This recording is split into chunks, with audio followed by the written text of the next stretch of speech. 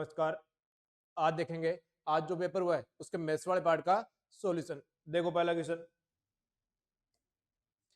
Question क्या है। यदि संख्या 48K2048P6 एक ऐसी संख्या है जो 99 से विभाज्य है तो K गुणा P का मान क्या होगा।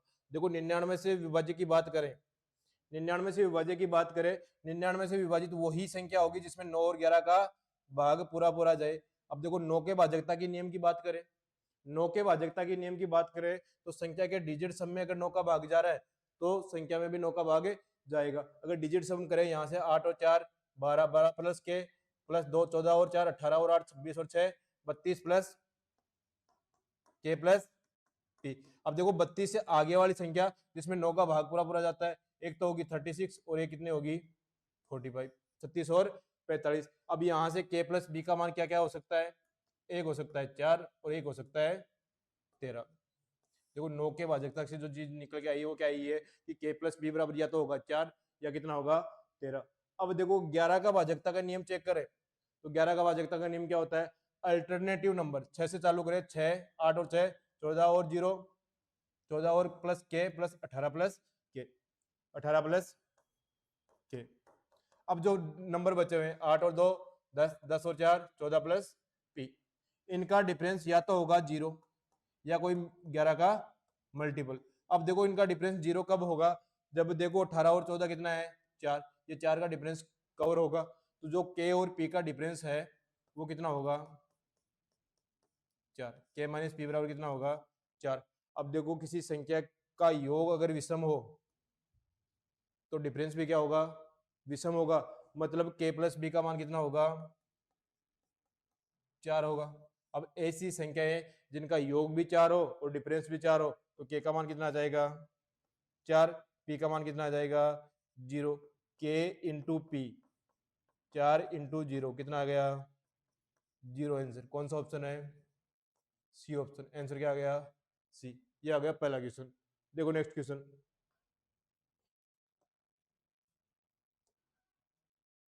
ए बी और सी वर्त पर 3 बिंदु हैं। ए पर स्पर्शरेखा बढ़ी हुई बीसी को टी पर मिलती है। कोण बी टी ए बराबर 40 डिग्री, कोण सी ए टी बराबर 44 डिग्री। तो बीसी द्वारा वर्त के केंद्र पर बनाया गया कोण कितना है। देखो इस क्वेश्चन को कैसे सोल्व करेंगे, एक सर्कल बनाओ जिसका सेंटर है ये। अब देखो यहाँ कोई बिंदु मान लेता हूं ए, यहाँ कोई बिंदु मान लेता हूं बी और यहाँ कोई बिंदु मान लेता हूं सी। अब क्या बोल रहा है, ए पर स्पर्श रेखा बढ़ी हुई बीसी को टी पर। अब देखो ए पर स्पर्श रेखा टी यहाँ है, बीसी को आगे बढ़ाएं तो ये टी पर मिलती है। ठीक है, कोण बी टी ए बराबर 40 डिग्री है, कोण बी टी ए बराबर लिख दिया 40 डिग्री है। कोण सी ए टी बराबर कितना है, कोण सी ए टी बराबर है 44 डिग्री।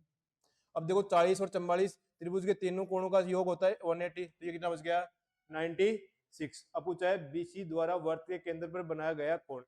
अब देखो वर्त, ये रेडियस, ये भी रेडियस, इस रेडियस को मैं यहां मिलाऊं तो स्पर्श रेखा के साथ रेडियस कितने डिग्री का एंगल बनाती है 90 डिग्री का, यानी ये पूरा एंगल है वो कितना होगा 90 डिग्री। अब 90 डिग्री में से 44 डिग्री ये है तो बच गया कितना 46। अब ये भी रेडियस ये भी रेडियस दोनों बराबर है तो ये कोण भी बराबर होंगे, कितना हो गया 46 डिग्री। अब देखो एक सीधी रेखा पर कितने डिग्री का एंगल बनता है 180 का, तो 96 ये हो गया 46 ये हो गया 142, तो ये कितना बच गया 38। अब ये भी रेडियस ये कितना बच जाएगा 38 38 38 कितना हो गया 76। अब त्रिभुज के तीनों कोणों का योग होता है 180 डिग्री। 180 डिग्री में से 76 डिग्री माइनस करेंगे तो बीसी द्वारा वर्त पर जो कोण बन रहा है कोण बीओसी, कोण बीओसी वो आ जाएगा 180 में से 76 कितना आया 104 डिग्री, 104 डिग्री। कौन सा ऑप्शन है, डी ऑप्शन। कौन सा ऑप्शन है, डी। देखो नेक्स्ट क्वेश्चन। यदि त्रिभुज पी क्यू आर, त्रिभुज का परिकेंद्र ओ है, ओ एक्स लंब है पी क्यू, तो पी एक्स और क्यू एक्स के बीच में क्या संबंध होगा। ये कोई ट्राइंगल है, ये मान लेते हैं पी, ये क्यू मान लेते हैं क्यू और ये आर। ओ परिकेंद्र है, ये परिकेंद्र है और ओ एक्स है लंब है पी क्यू पर। ओ एक्स क्या है, लंब है पी क्यू पर, तो पी एक्स और क्यू एक्स के मध्य संबंध।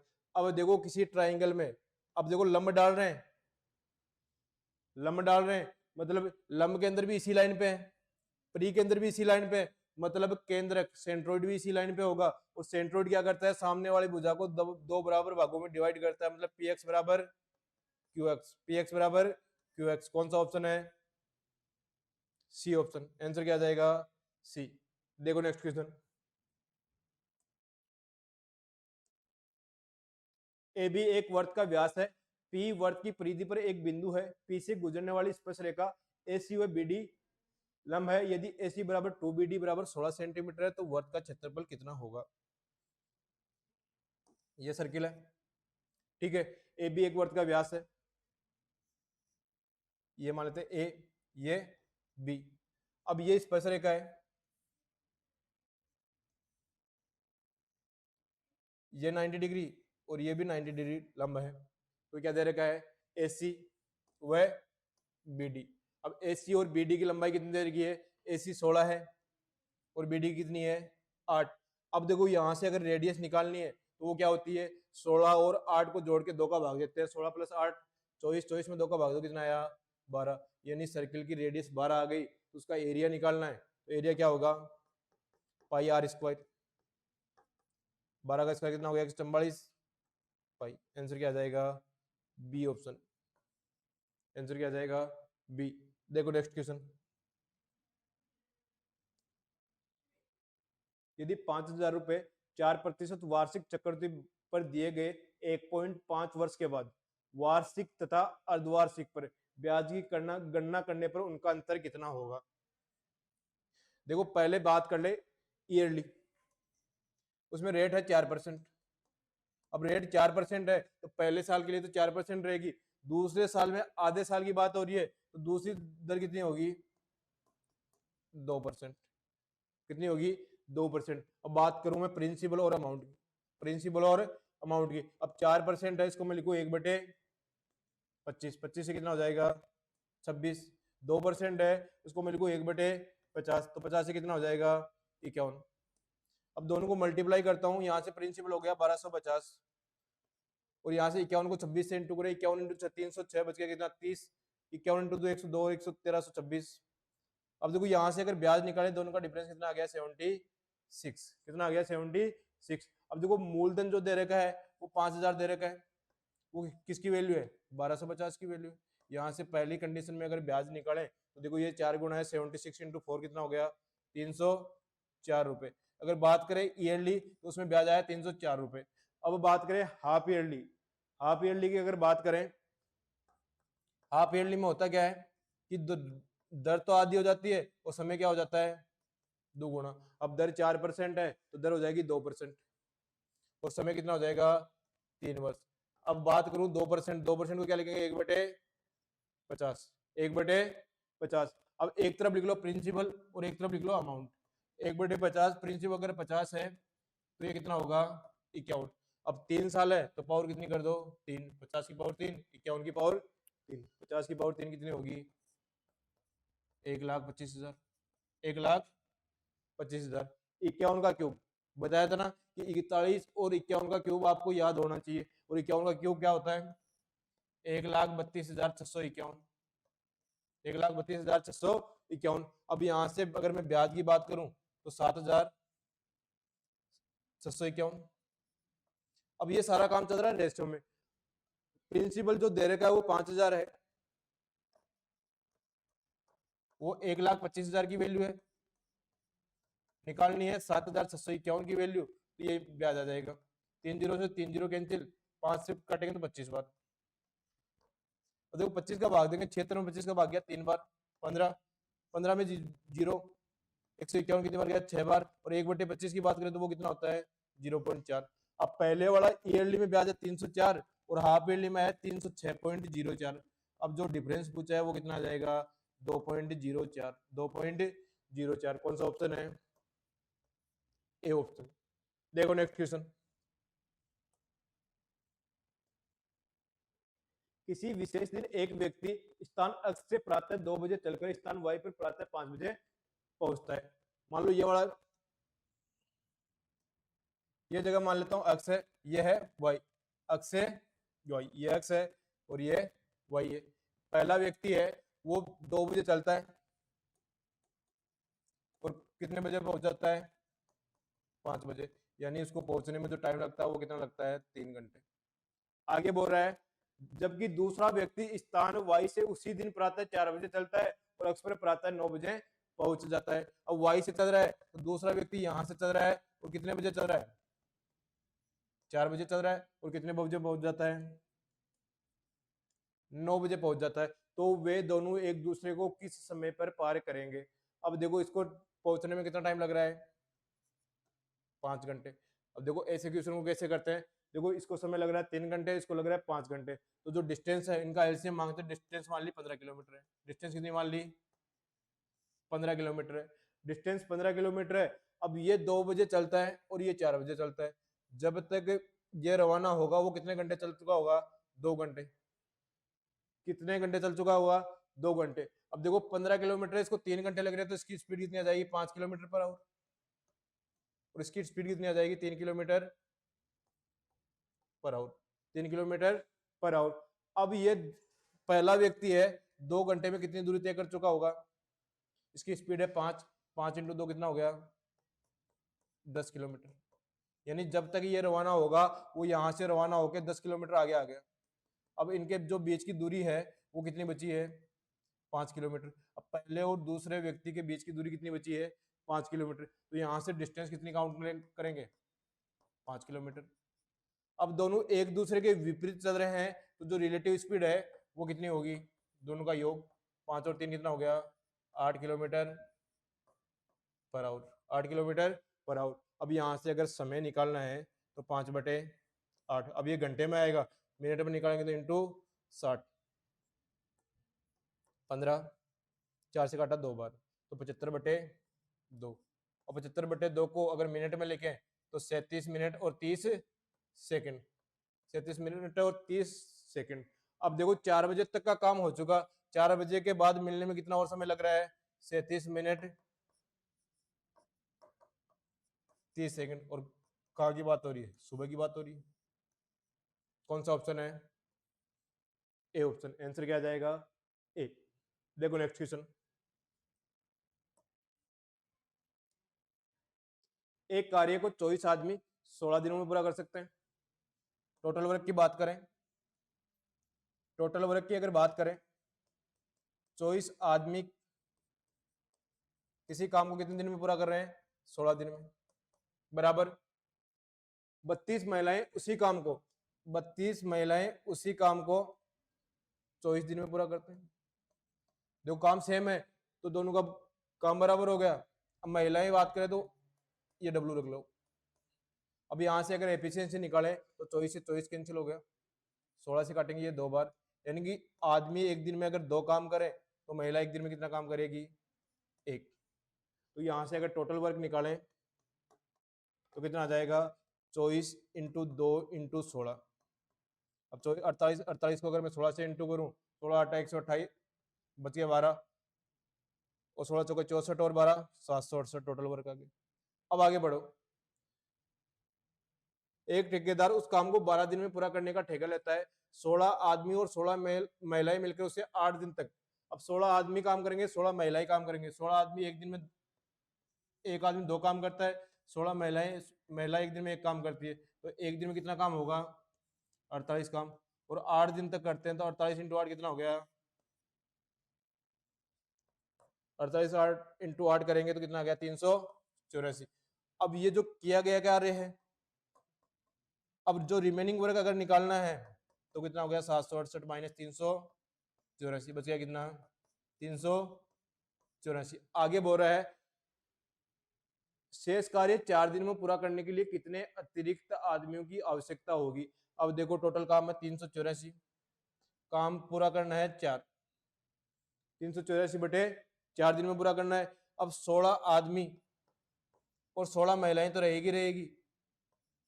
और बात कर रहा है मान लो अक्स आदमियों की, वो रहेंगे। तो एम की जगह कितना रखना है? 2, वुमेन की जगह 1। तो देखो 384 में अगर मैं 4 का भाग दूं तो कितनी बार जाएगा 96, 32 और 16 कितना हो गया 48, प्लस m की जगह कितना आ जाएगा 2x। अब 96 में से 48 गए कितना आया 48, 2x बराबर कितना आ गया 48, 2 से अगर कैंसिल करूं तो x बराबर कितना आ जाएगा 24। यानी कितने अतिरिक्त व्यक्ति और चाहिए 24 व्यक्ति। आंसर क्या आ जाएगा 24। देखो नेक्स्ट क्वेश्चन।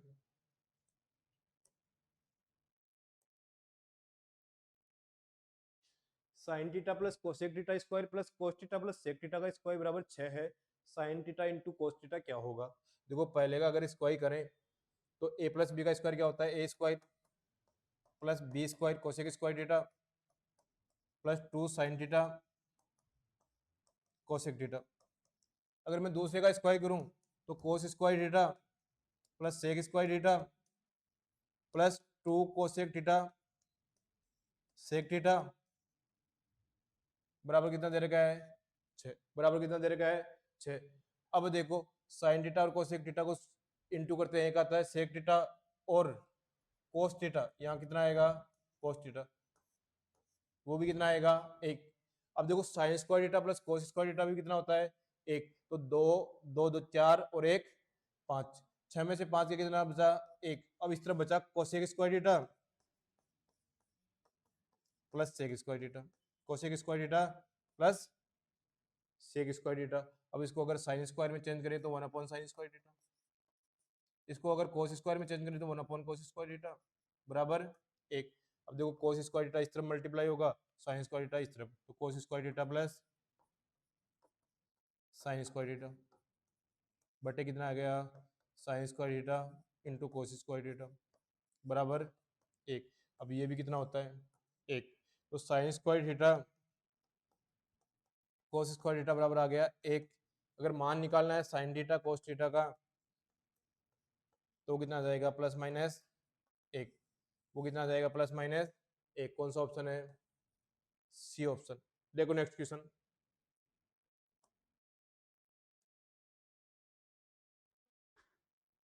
यदि x बराबर 2 प्लस रूट 3 y बराबर 2 माइनस रूट 3। देखो 2 प्लस रूट 3 और 2 माइनस रूट 3 एक दूसरे के व्युत्क्रम होते हैं, मतलब x प्लस 1 अपॉन एक्स, यानी यहां से अगर मैं x प्लस वाई का मान निकालूं तो वो कितना आ गया 4।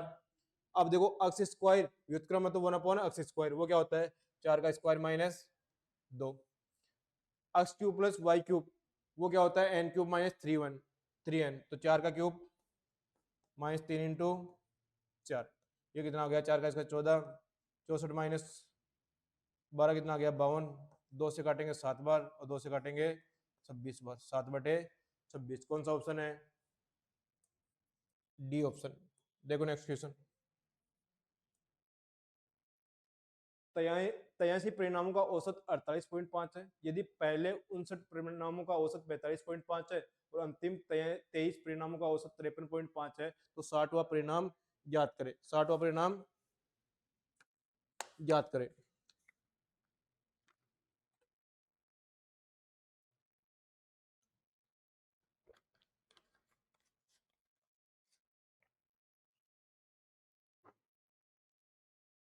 देखो यहां से अगर टोटल निकालें, टोटल है 83 इंटू 45.5।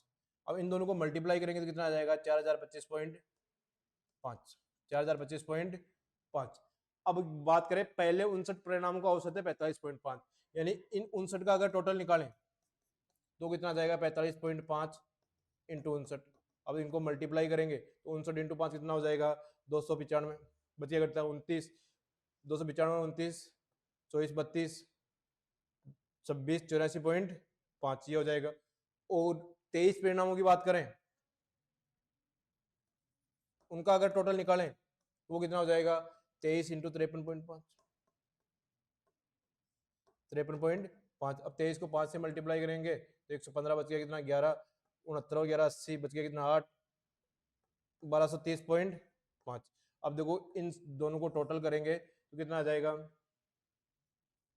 3915, कितना आ जाएगा 3915। अब टोटल 4025.5 है, उनमें से 59 और 23 82 का ही है, तो लास्ट वाला बच जाएगा क्या 4025.5 माइनस 3915। अगर माइनस करें तो कितना आ जाएगा 110.5। 110.5 कौन सा ऑप्शन है? A option. क्या आंसर आ जाएगा? ए। देखो नेक्स्ट क्वेश्चन।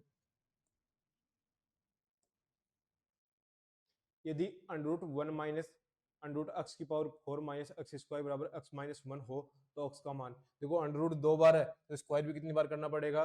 2 बार। पहले स्क्वायर करेंगे, क्या आएगा? 1 माइनस एक्स की पावर 4 माइनस एक्स स्क्वायर, इसका अंडर रूट बराबर x माइनस 1 का अगर स्क्वायर करें तो x square plus 1 minus 2x। ठीक है, अब देखो एक इस तरफ है, एक इस तरफ है, कैंसिल हो गया। अब फिर स्क्वायर करें तो माइनस का स्क्वायर क्या हो जाएगा? प्लस एक्स की power 4 minus x square, under root cancel हो जाएगा स्क्वायर से। इसका अगर स्क्वायर करें तो एक्स की पावर 4, 2x का स्क्वायर कितना हो जाएगा? 4x square. इन दोनों को मल्टीप्लाई करेंगे, माइनस 2 इंटू 2 कितना हो गया? 4x cube. अब देखो x की पावर 4 से x की पावर 4 कैंसिल हो गया, ये इस तरफ जाएगा तो 4 और 1 कितना हो गया? 5x square. ये इस तरफ आएगा माइनस प्लस हो जाएगा 4x क्यूब। देखो एक्स स्क्वायर से कैंसिल करेंगे तो ये x बचे, x बराबर कितना आ गया? 5/4। x बराबर कितना आ जाएगा? 5/4। x बराबर कितना आ जाएगा? 5/4। कौन सा ऑप्शन है? B option. देखो नेक्स्ट क्वेश्चन। वह सबसे छोटी संख्या कौन सी है जिसे 17 से बढ़ाया जाए तो वह 520 और 468 दोनों से पूरी तरह विभाजित हो जाती है। देखो 520 और 468 का अगर एलसीएम ले, 520 और 468 का अगर एलसीएम ले तो कैसे लेंगे? देखो ये 52 इंटू 10 है और ये 52 इंटू कितना है? 9। अब जो कॉमन वाली संख्या है वो तो ले लेते हैं 10 इंटू 9। अब इसको सोल्व करते हैं तो 520 इंटू 9 कितना हो गया? 520 को अगर 9 से इंटू करें तो वो 4680, 4680। अब देखो 17 से बढ़ाने के बाद एलसीएम यानी कि जिसमें भाग जा रहा वो आ रहा है तो वापस अगर 17 कम कर दें तो आंसर आ जाएगा, कितना आ जाएगा? 4663। 4663। कौन सा ऑप्शन है? D option. देखो नेक्स्ट क्वेश्चन। एक नाव को 30 किलोमीटर धारा के प्रतिकूल जाकर वापस लौटने में 8 घंटे लगते हैं। प्रतिकूल जा रहा है फिर वापस लौट रहा है तो कितना टाइम लग रहा है? 8 घंटे। यानी जा रहा है वो विपरीत दिशा में जा रहा है और आ रहा है वो दिशा में आ रहा है तो उसको टोटल टाइम लगता है 8 घंटे। कितना टाइम लगता है? 8 घंटे। और ये दूरी भी कितनी है? जाने की भी 30 किलोमीटर, आने की भी कितनी है? 30। आगे बोल रहा है यदि वापस लौटते वक्त 1/3 दूरी तय करते ही नाव में खराबी आ जाती है जिससे वह अपनी वास्तविक चाल की 3/8 भाग से चलने लगती है, यदि धारा की चाल 2 किलोमीटर पर आवर है तो नाव को लौटने में कितने घंटे अधिक लगेंगे? देखो पहले नाव की स्पीड निकालनी पड़ेगी। नाव की स्पीड निकालने के लिए अब धारा के प्रतिकूल जा रहा है तो नाव की स्पीड मान लेता हूं एस, धारा की दे रखा है 2, तो धारा के प्रतिकूल जाएगा तो स्पीड क्या हो जाएगी? Minus plus 30। धारा के अनुकूल जाएगा तो एस प्लस 2 बराबर कितना जाएगा? 8। अब देखो या तो पूरा सोल्व कर लो। देखो 8 लाने के लिए क्या क्या क्या होना चाहिए? 5 और 3। कितना होना चाहिए? 5 और 3। अभी इसको मैं 5 बनाऊं तो 8 माइनस 2, इसको अगर मैं 3 बनाऊं तो 8 प्लस 2, तो यानी एस का मान यहाँ से कितना आ जाएगा? 8 किलोमीटर पर आवर। एस का मान कितना आ गया? 8 किलोमीटर पर आवर। अब क्या बोल रहा है कि वापस लौटते वक्त 1/3 दूरी तय करते ही नाव में खराबी आ जाती है। अब देखो जाते टाइम एकदम सही है, जितना टाइम पहले लग रहा है उतना टाइम अब लगेगा और वो धारा के प्रतिकूल जाएगा, किसके? धारा के विपरीत दिशा में जाएगा। अब आते टाइम 1/3 दूरी के बाद, अब 30 किलोमीटर है, 30 का 1/3 कितना हो गया? 10 किलोमीटर। 10 किलोमीटर के बाद जो 6 रिमेनिंग जो 20 किलोमीटर बचे हैं उसमें जो ओरिजिनल चाल है उसका कितना चलेगा? 3/8। 8 किलोमीटर पर आवर है, 8 का अगर मैं 3/8 की बात करूं तो वो कितना आ गया? 3 kilometre per hour. 3 kilometre per hour से चलेगा। अब धारा के अनुकूल चल रहा है तो स्पीड कितनी हो जाएगी? 3 और 2 धारा की चाल कितनी हो जाएगी? 5 kilometre per hour. 5 kilometre per hour. तो देखो खराबी होने के बाद जो समय लग रहा है वो है 20/5। कितना आ जाएगा? 4 घंटे। अगर खराबी नहीं होती तो उसकी स्पीड क्या रहती? 20, 8 की 8 रहती प्लस 2 कितना गया? 20/4 10, 20/10 मतलब कितना आ गया 2 घंटे। 4 घंटे में से अगर मैं 2 घंटे माइनस कर दूं तो आंसर कितना आ जाएगा 2 घंटे। कितना अधिक लगा 2 घंटे, यही तो पूछा है कितने घंटे अधिक लगे। कौन सा ऑप्शन है डी ऑप्शन। देखो नेक्स्ट क्वेश्चन। एक जार में 175 ml पानी और 700 ml एल्कोहल का मिश्रण है। रोहित मिश्रण का 10% निकालता है। 10% निकालता है मतलब 1/10। पहले 10 था, अब कितना रहेगा 9 रहेगा। कितना रहेगा 9 रहेगा। उसी मात्रा के पानी से इसका प्रतिस्थापन। अब पानी का प्रतिस्थापन मतलब पानी तो और आ रहा है। अब ये जो प्रोसेस होगी वो किसके साथ होगी एल्कोहल के साथ होगी। प्रक्रिया को एक बार फिर दोहराया गया, मतलब कितनी बार दोहराया गया 2 बार, यानी 10 का स्क्वायर 9 का स्क्वायर कितना हो गया 181। यानी एल्कोहल पहले अगर 100 था अब कितना होगा 81।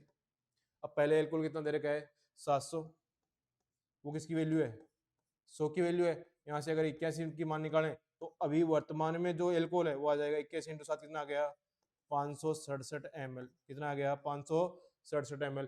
अब देखो जितना निकाल रहे हैं उतना वापस डाल रहे हैं, यानी मिश्रण का टोटल जितना पहले था अब भी उतना ही रहेगा। तो 700 और 175 को ऐड करूं तो टोटल मिश्रण कितना हो गया 875। टोटल मिश्रण कितना हो गया 875। अब 875 में से अगर एल्कोहल माइनस कर दूं तो पानी बचेगा क्या। 875 में से 567 माइनस करते हैं तो पानी कितना आ गया 308 ml। अब ये तो जो आया ml में आया है, जो पूछा है वो क्या पूछा है मिश्रण में पानी का प्रतिशत कितना है। मिश्रण में पानी का प्रतिशत कितना है तो 308 है, वो किसमें है 875 में इंटू 100। देखो मैं 25 से काटूं तो ये 4 बार, और इसको 25 से काटूं 8 का 32 और 3 35। अब मैं इसको 7 से काटूं तो 5 बार, और इसको अगर 7 से काटूं तो 4 और 4 44 बार। 44 को अगर 4 से मल्टीप्लाई करते हैं तो 176। 176 में अगर 5 का भाग देंगे तो कितना आ जाएगा 35.2%। 35.2%। कौन सा ऑप्शन है ए ऑप्शन। देखो नेक्स्ट क्वेश्चन। एक बेलन व शंकु के वक्र पृष्ठीय क्षेत्रफल समान है यदि बेलन की ऊंचाई शंकु की तिर्यक ऊंचाई के बराबर है तथा शंकु की ऊंचाई उसकी आधार की त्रिज्या के बराबर है, तो शंकु व बेलन की आयतन का अनुपात क्या होगा। देखो पहले बात करें शंकु की, तो उसकी रेडियस मान लें आर है। ठीक है, रेडियस मान ली आर है। ठीक है, तो उसकी हाइट भी कितनी होगी, हाइट भी कितनी होगी आर ही होगी। और उसकी तिर्यक ऊंचाई की बात करें, तिर्यक ऊंचाई की बात करें तो तिर्यक ऊंचाई क्या होती है R square plus R square का अंडर रूट, तो ये कितने आ जाएंगे अंडर रूट 2r। अब देखो शंकु की रेडियस भी आ गई, हाइट भी आ गई और तिर्यक ऊंचाई भी आ गई। अब यहाँ जो बोल रहा है वो बोल रहा है बेलन की ऊंचाई शंकु की तिर्यक ऊंचाई के बराबर है।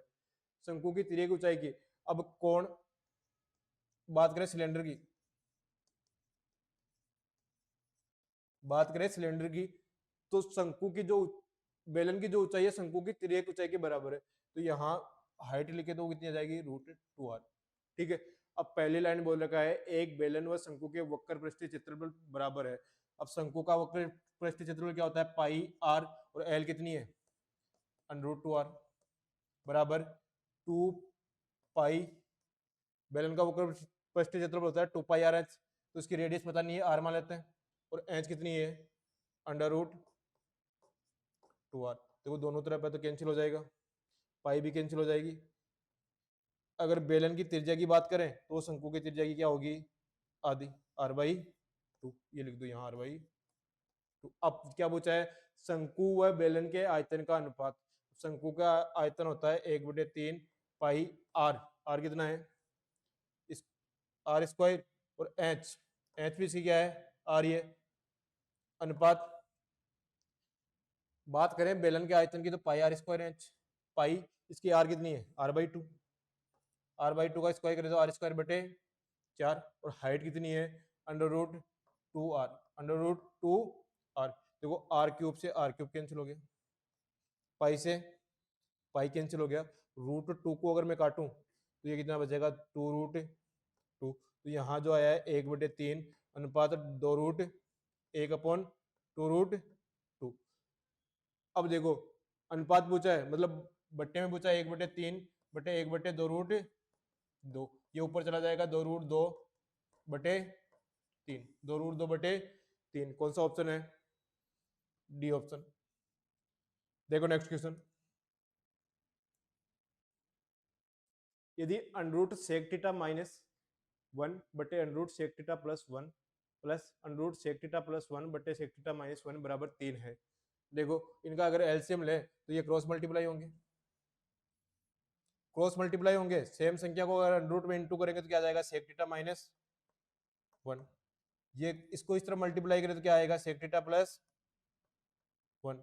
अब जो एलसीएम आया है वो आया है √sec थीटा प्लस 1 और √sec theta minus 1। a plus B, a minus B क्या होता है? a square minus B square, sec square theta minus 1 का अंडर रूट, और वो क्या होता है? tan square theta. और tan स्क्वायर थीटा का अगर रूट लूं तो कितना आ जाएगा? tan theta. एक से एक कैंसिल हो गया, बचा कितना? 2 sec थीटा बटे tan थीटा बराबर कितना आ गया? 3। अब sec थीटा को मैं लिख सकता हूँ 1/cos थीटा, 1/cos थीटा, और tan थीटा को मैं लिखता हूँ sin थीटा बटे cos थीटा। अब 2 जो इस तरफ था 3 के बट्टे में चला जाएगा, 3/2। cos थीटा से cos थीटा कैंसिल हो गया, 1/sin क्या होता है? cosec theta. अगर 3 में 2 का भाग देते हैं तो आंसर कितना आता है? 1.5। 3 में अगर 2 का भाग देते हैं आंसर क्या आता है? 1.5। कौन सा ऑप्शन है? B option. देखो नेक्स्ट क्वेश्चन।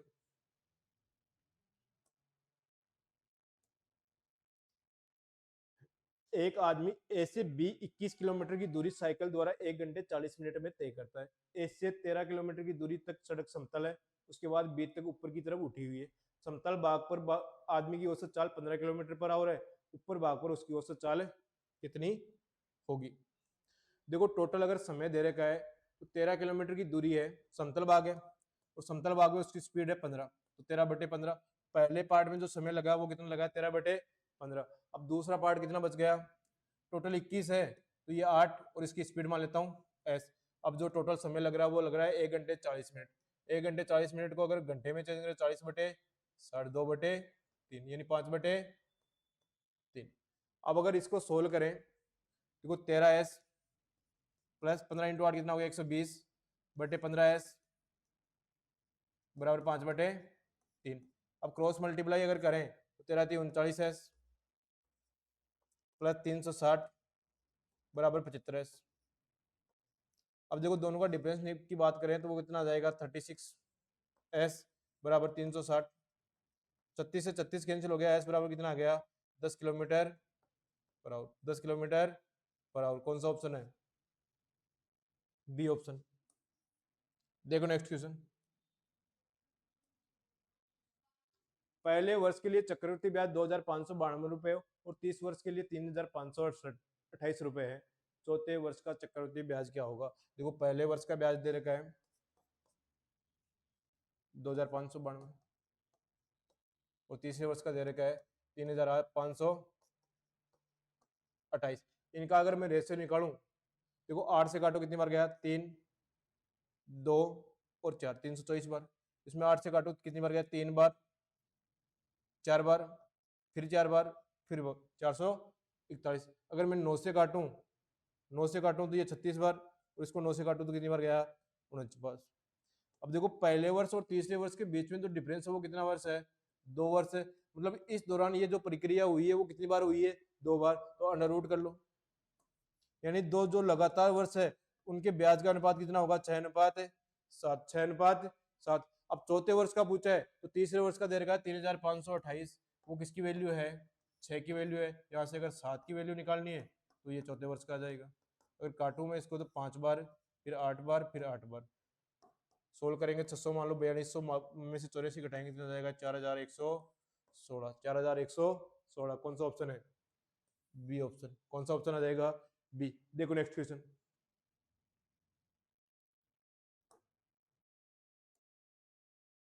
यदि पेट्रोल की कीमत 19% बढ़ गई और सुनीता पेट्रोल पर केवल 12% ही अतिरिक्त खर्च करना चाहती है तो उसे पेट्रोल की खरीदी गई मात्रा को कितने प्रतिशत से कम करना होगा?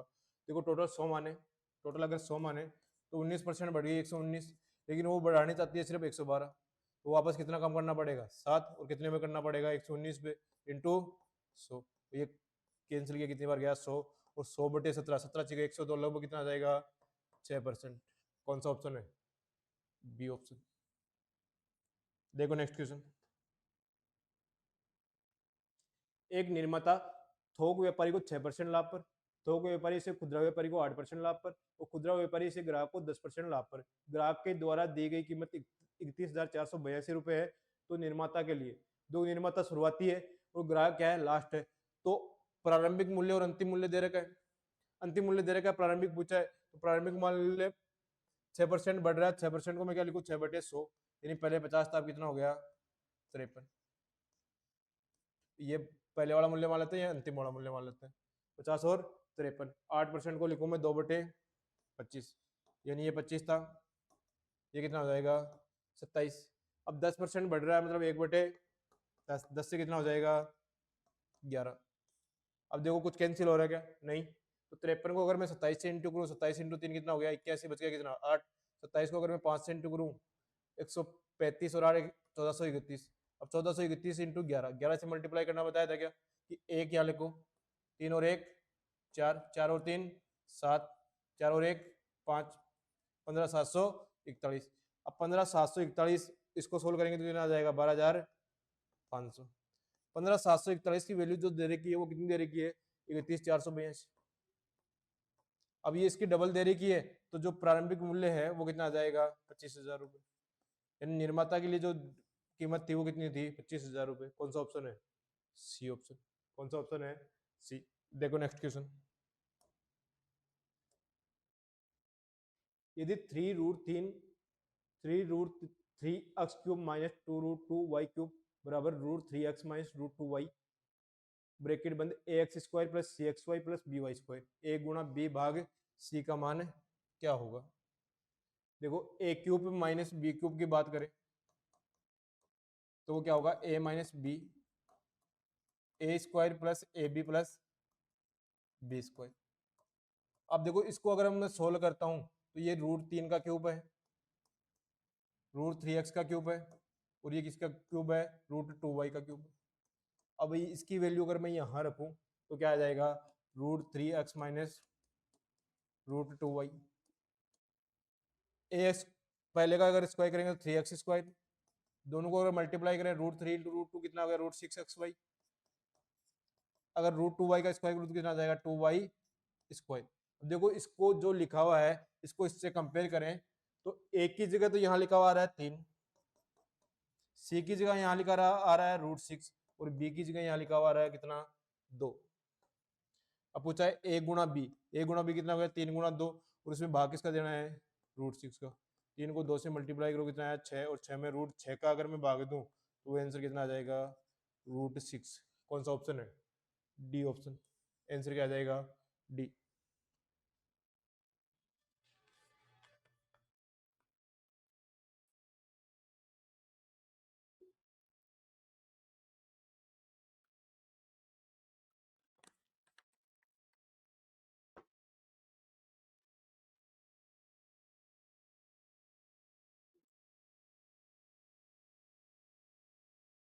देखो नेक्स्ट क्वेश्चन।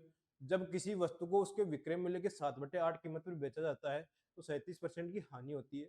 लाभ प्रतिशत क्या होगा जब उसी वस्तु को उसके विक्रय मूल्य के 19/12 दाम पर बेचा जाए? अब 7/8 यानी पहले भी कुछ मूल्य पर बेच रहा था, 7/8 मतलब पहले वाला एसपी अगर मैं 800 मानूं तो अभी वाला एसपी कितना हो जाएगा 700। अब जब 700 में बेच रहे हैं तो 37% की हानि हो जाएगी, मतलब सीपी अगर यहाँ से निकालें तो 700 किसकी वैल्यू है 63 की वैल्यू है। 700 किसकी वैल्यू है 63 की। यहाँ से अगर सीपी निकालूं तो इंटू 100, देखो 7 से काटेंगे 9 बार, यहाँ से सीपी आ गया 10,000/9। अब 9 को मैं हटाऊं तो सबको 9 से मल्टीप्लाई करें, ये आ जाएगा 7,200, ये आ गया 6,300, ये कितना आ गया 10,000। अब देखो ये एसपी और ये सीपी। अब क्या हो रहा है जब वो उसी वस्तु को उसके विक्रय मूल्य के 19/12, 7200 को अगर मैं 19/12 निकालूं, 7,200 का 19/12 तो 12 से काटा 6 बार, और 19 का पढ़ा 6 बार बोलते तो 114, 2 जीरो आगे लगा तो 11,400, और सीपी कितना है 10,000, 2 जीरो से 2 जीरो। अब 100 की वस्तु को 114 रुपए में बेच रहा है तो कितने परसेंट प्रॉफिट होगा 14% का। कौन सा ऑप्शन है? B option. देखो नेक्स्ट क्वेश्चन। एक त्रिभुज की भुजाएं 8 सेंटीमीटर, 15 सेंटीमीटर और 17 सेंटीमीटर। देखो 8, 15, 17 की बात करें तो वो समकोण त्रिभुज की होती है क्या? जो भुजाएं होती है वो समकोण त्रिभुज की भुजाएं होती है। अब ये 8, ये 15 और ये 17। अब क्या बोल रहा है, इसका प्रत्येक शीर्ष पर 3.5 सेंटीमीटर त्रिज्या वाला एक वर्त खींचा जाता है। वर्त के खंडों द्वारा घेरे गए भाग को छोड़ते हुए इस त्रिभुज का क्षेत्रफल क्या होगा? देखो टोटल त्रिभुज की बात करें तो उसका एरिया क्या होगा, 1/2 आधार 8 इंटू ऊंचाई 15, ठीक है, माइनस। अब देखो ये वाला वर्तखंड होगा वो कितने सेंटीमीटर त्रिज्या का होगा, 3.5। ये भी कितने का होगा, 3.5। और ये वाला भी कितना होगा, 3.5। अब त्रिभुज के तीनों कोणों का योग कितना होगा, 180 डिग्री। यानी तीनों वर्तखंड बनकर मिलकर एक अर्धवर्त बनाएंगे। और अर्धवर्त का एरिया क्या होता है, पाई आर स्क्वायर। पाई का मान लिख दूं 22/7 आर स्क्वायर, यानी 3.5 इंटू 3.5 बटे 2। देखो 2 से काटूंगा कितनी बार जाएगा, 11 बार। कितनी बार गया, 0.5। अब 11 को 0.5 से इंटू करूंगा, 5.5 इंटू 3.5। अब देखो 55 को अगर 35 से इंटू करना है तो 4.5 का स्क्वायर माइनस 10 का स्क्वायर, 20.25 माइनस 100 कितना, 19.25। ये कितनी बार गया, 15 चौका 60।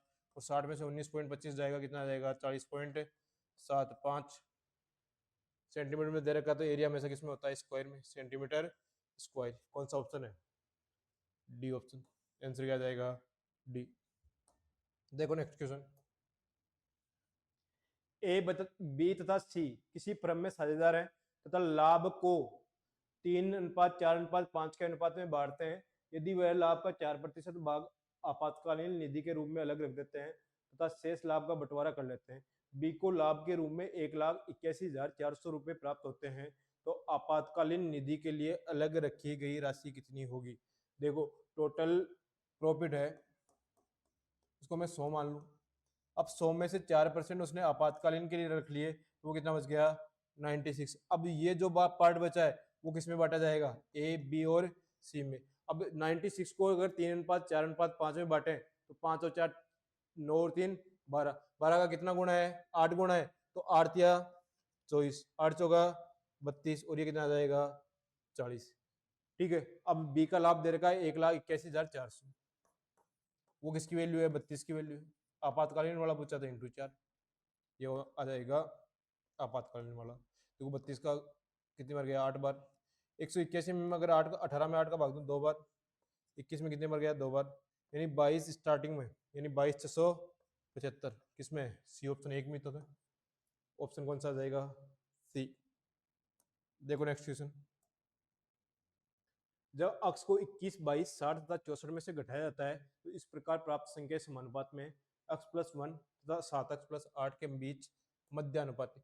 देखो इस प्रकार के क्वेश्चन में अक्ष का मान कैसे निकाल रहे हैं, 21, 22, 60 और 64। देखो पहले 12 वाली संख्या को इंटू करते हैं। 64 को अगर 21 से इंटू करूंगा तो कितना आएगा, 1344। अगर मैं 60 को 22 से इंटू करूंगा कितना आएगा, 1320। 22 के 132 होता है, 1320। इन दोनों का डिफरेंस निकालो तो कितना आएगा, 24। देखो पहले तो बाहर वाली संख्या और बीच वाली संख्या को गुणा करके उनका डिफरेंस लिया, कितना आया, 24। कितना आया, 24। अब क्या करना है, इन दोनों को ऐड करना है, तो 85। इन दोनों को ऐड करना है, कितना आया, 82। और इन दोनों का अगर डिफरेंस लेता हूँ तो कितना आया, 3। यहाँ से अक्ष का मान कितना आ जाएगा, 24/3 कितना आ जाएगा, 8। अक्ष का मान अगर 8 आ गया तो मध्य अनुपाती क्या होता है, 8 और 1 कितना हो गया, 9। 856 और 8 कितना हो गया, 64। इन दोनों का मल्टीप्लाई का रूट मध्य अनुपात आ जाएगा। रूट 9 कितना हो गया, 3 इंटू 8। आंसर कितना आ जाएगा, 24। कौन सा ऑप्शन है, सी। ये हो गया मेन प्रोपोर्शनल। आंसर क्या आ जाएगा, 24।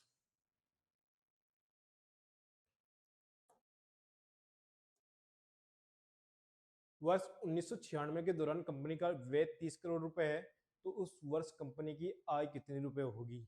देखो एक फॉर्मूला इस क्वेश्चन में दिया हुआ है, क्या दिया हुआ है, लाभ प्रतिशत बराबर आय माइनस व्यय बटा व्यय इंटू 100। और देखो इसमें लाभ प्रतिशत दे रखा है 45, यानी लाभ की जगह लगाना है 45 बराबर इनकम अपने को निकालनी है, तो इनकम व्यय अपने को दे रखा है 30 बटे 30 इंटू 100। तो 10 से 10। अब देखो 10 का भाग दे इसमें तो कितना आ जाएगा, 4.5। और 4.5 को अगर मैं 3 से मल्टीप्लाई करूं 13.5 बराबर इनकम माइनस 30। अब 30 इस तरफ आगे ऐड होगा तो 30 और 13 कितना हो गया 43.5 करोड़। 43.5 करोड़ इनकम हो जाएगी। कौन सा ऑप्शन है? D option. देखो next question.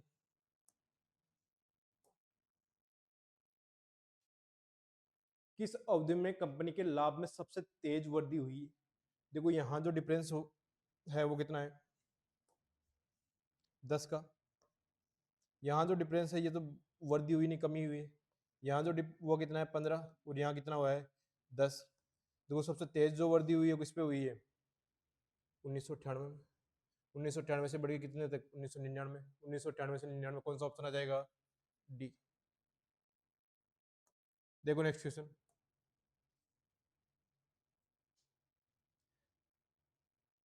The following graph, निम्न ग्राफ दोस्तों के एक समूह की 2 बोर्ड परीक्षाओं में कुल अंकों में प्रदर्शन को दर्शाता है। ग्राफ के आधार पर उस लड़की की पहचान करें जिसमें कक्षा 10th से कक्षा 12 तक अधिकतम सुधार किया है। देखो सुधार किया है मतलब बढ़ा है, तो इसमें तो कम हुआ है, इसमें बढ़ा है 5, इसमें बढ़ा है 9, इसमें बढ़ा है 3 और इसमें बढ़ा है 14 और इसमें बढ़ा है कितना 10। तो सबसे ज्यादा किसमें बढ़ा है 14। और कौन सी लड़की है अलका। कौन सा ऑप्शन है? C option. आंसर क्या आ जाएगा? सी। देखो नेक्स्ट क्वेश्चन। एक थैले में 7 लाल गेंदे, देखो प्रायिकता का क्वेश्चन है और एसएससी मेंस में प्रायिकता के क्वेश्चन पूछे जाते हैं। तो 7 लाल गेंदे एवं 8 पीली गेंदें हैं। थैले में से 2 गेंदें एक साथ यादृच्छिक निकाली जाती है। क्या प्रायिकता है कि दोनों गेंदें समान रंग की हो? यानी या तो दोनों लाल रंग की हो या दोनों पीली रंग की हो। देखो ऐसे क्वेश्चन को कैसे करना है। देखो टोटल गेंदें हैं वो अपने पास कितनी है, टोटल गेंदें हैं वो अपने पास कितनी है 15। यानी पहली गेंद भी अगर लाल हो और दूसरी गेंद भी क्या हो लाल हो, इसकी पॉसिबिलिटी हो सकती है। या फिर पहली बॉल भी येलो हो और दूसरी बॉल भी क्या हो येलो हो। ठीक है। अब देखो प्रायिकता कैसे निकालेंगे कि 7 लाल गेंदें हैं और वो कितने में से हैं 15 में से। अब पहली गेंद निकालने के बाद 7 में से लाल गेंद कितनी बची 6 और टोटल कितनी बची 14। तो देखो ये आ गई पहली प्रायिकता।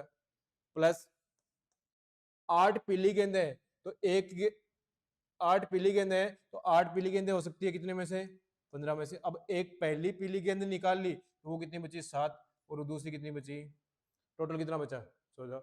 इसको सोल्व करेंगे तो देखो ये तो आ गया 2, ये कितना आ गया 1/2। 2 से काटूंगा ये 4 बार जाएगा और 2 से काटूंगा ये 3 बार जाएगा। तो इनका एलसीएम कितना है 15 है। 4 और 3 कितना आ गया 7/15। तो प्रोबेबिलिटी कितनी आ गई 7/15। कौन सा ऑप्शन है? D option. देखो नेक्स्ट क्वेश्चन।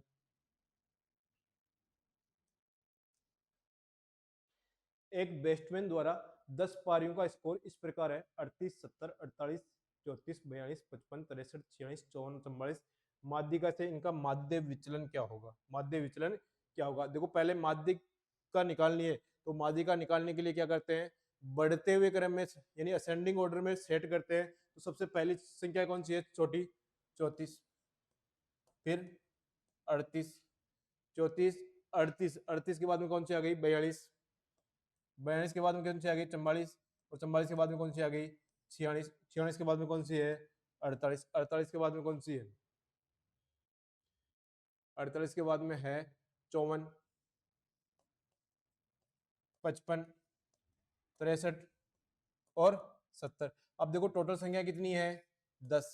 अब माध्यिका निकालते हैं असेंडिंग ऑर्डर में सेट करने के बाद बीच वाली 2 संख्या देखो 4 इस तरफ है 4 इस तरफ है तो बीच वाली कौन सी होगी 46 और 48। इन दोनों को जोड़ के 2 का भाग देते हैं तो वो क्या हो जाती है माध्यिका आ जाती है। कितना आ गई 47। तो माध्यिका यहाँ से कितने आ गई 47। माध्यिका 47 आ गई। देखो माध्य विचलन क्या होता है माध्य विचलन देखो 47 से सबकी दूरी निकालनी होती है और दूरी हमेशा क्या हो जाती है पॉजिटिव होती है। तो 47 से 38 कितनी दूर है 9, ये कितनी दूर है 23, ये कितनी दूर आएगा 1। देखो सबका पहले 38 से कितना है 9, फिर है 23, फिर 48 है 1, 34 है 13, 42 कितनी दूर है 5, 55 कितनी दूर है 8, और ये कितनी दूर है 16, और 47 और 46 का डिफरेंस कितना है 1, 27 और 54 का डिफरेंस कितना है 7, और 47 और 44 का डिफरेंस कितना है 3, और कितने आंकड़े हैं 10 है, तो 10 का भाग दे दो, ये आ जाएगा माध्य विचलन, ये माध्य विचलन आ जाएगा। देखो 23 और 9 32 और 1 33, 46 51 59 75, 76 और 7 83 और 3 86, 86 में अगर मैं 10 का भाग दूं, 86 में अगर 10 का भाग दूं तो आंसर क्या आएगा 8.6। ठीक है, आज के लिए इतना ही।